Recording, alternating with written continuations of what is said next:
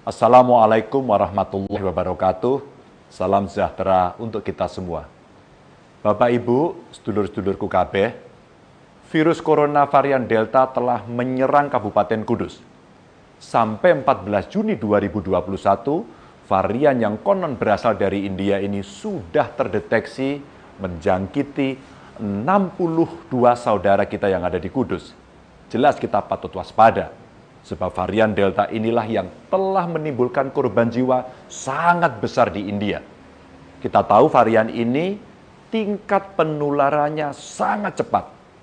50% lebih menular daripada varian lainnya. Bahkan di India pernah menyebabkan penambahan kasus 400.000 lebih dalam satu hari. Rumah sakit lumpuh, krematorium kewalahan mengurus jenazah, orang-orang tergeletak meninggal di jalanan. Varian Delta ini bisa dideteksi dari beberapa gejala. Di antaranya gangguan pendengaran, gangguan lambung parah, sampai pembekuan darah. Bapak Ibu, besar kemungkinan jumlah yang tertular varian Delta di Kudus lebih banyak dari yang kita temukan saat ini. Dan sangat terbuka kemungkinan varian Delta ini juga telah masuk ke daerah-daerah lainnya. Analisanya sederhana. 62 kasus varian Delta yang terdeteksi itu adalah hasil uji laboratorium dari 72 sampel. Artinya 86,11% sampel yang kita periksa positif terjangkit varian Delta. Mau dibilang dan dibantah bagaimanapun, penularan COVID-19 di Jawa Tengah sedang tinggi-tingginya dan dengan varian baru yang lebih berbahaya. Saat ini sudah ada 8 daerah di Jawa Tengah yang masuk zona merah. Kudus, Demak, Jeporo, Pati, Grobogan, Kabupaten Tegal, Brebes, dan Wonogiri. Pada 14 Juni 2021 kemarin, penambahan kasus COVID di Jawa Tengah mencapai 1.372 kasus satu hari.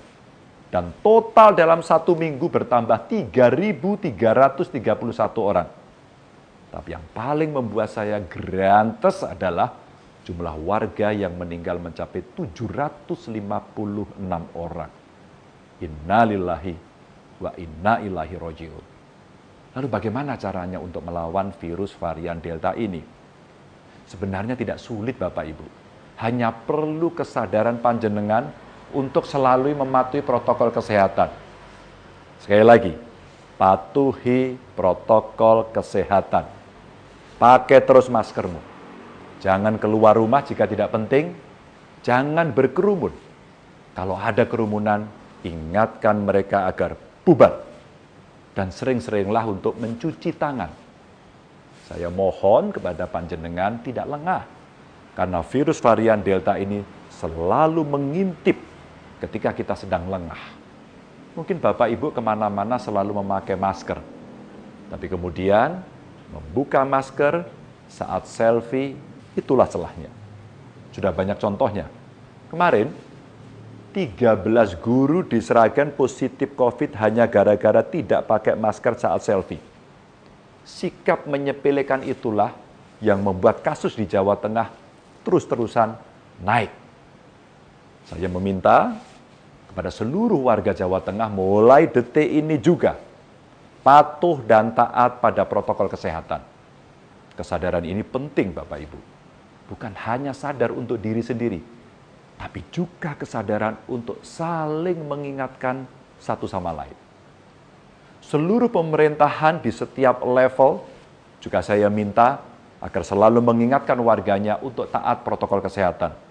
Untuk teman-teman bupati yang daerahnya masuk zona merah, silakan buat kesepakatan bersama bagaimana mengatasi pelintas batas, orang belanja, orang bekerja, dan lainnya. Termasuk aturan tempat-tempat pariwisata dan kegiatan keramaian lainnya. Jangan sampai ketika satu daerah menutup pariwisata, daerah lain justru membuka. Kalau perlu, gerakan di rumah saja kita lakukan agar segera memperbaiki keadaan. Selain itu, pelaksanaan vaksinasi agar terus saja dipercepat. Pemprov Jateng juga membuka vaksinasi yang diprioritaskan untuk lansia. Silakan panjenengan datang ke Gedung Gradika Bakti Praja di Komplek Gubernuran setiap hari kerja. Tidak perlu berebut, karena vaksinasi ini masih kita buka sampai akhir tahun ini. Syaratnya tidak rumit, cukup bawa KTP. Untuk vaksinasi di kabupaten kota juga akan kita percepat. Kemarin, Menteri Kesehatan telah menyetujui penambahan vaksin di Jawa Tengah. Semoga ikhtiar kita bersama segera membawa kita keluar dari pagebluk ini. Terima kasih. Wassalamualaikum warahmatullahi wabarakatuh.